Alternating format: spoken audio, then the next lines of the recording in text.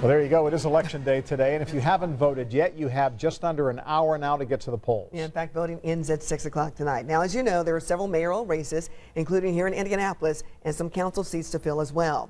Now, take a look right now. Despite the beautiful weather, turnout at the polls, though, is actually low this year. Early voting numbers showed voter apathy is running pretty high. But Eyewitness News CTV reporter Mary Mills tells us that the candidates for Indianapolis mayor say they hope the turnout is better than expected. Mayor. Andrea, we are at precinct 0803 in Lugar Towers, which is right off Mass Avenue.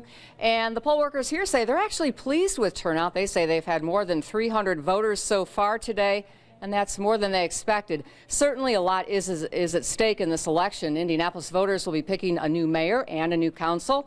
And we caught up with Democrat Joe Hogsett as he and his wife voted on the north side this morning. Hogsett officially jumped in the race a year ago, and he raised some $4 million. Now, given his financial backing and his background in government and politics, many have long considered him to be the favorite. But we also caught up with Republican Chuck Brewer this morning. Brewer is a political newcomer. He owns 2 restaurants downtown. He entered the race late, and he's raised a fraction of what his opponent has, but he's also run hard. He's run a strong grassroots campaign, and now it all comes down to voting today. And we asked both men how they felt at what's expected to be a very low turnout today, despite the great weather.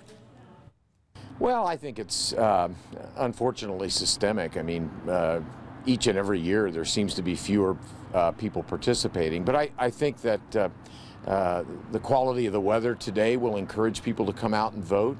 Obviously, there is much at stake. The mayor's office is a big deal, and you know, it's hard to sit at home and complain about your city and about some of the problems that you feel are in your neighborhoods if you don't get out and exercise your right to vote.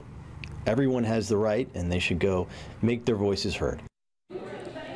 Voters here and across the city are also voting, choosing new city-county councilors, and there are 2 significant changes this year.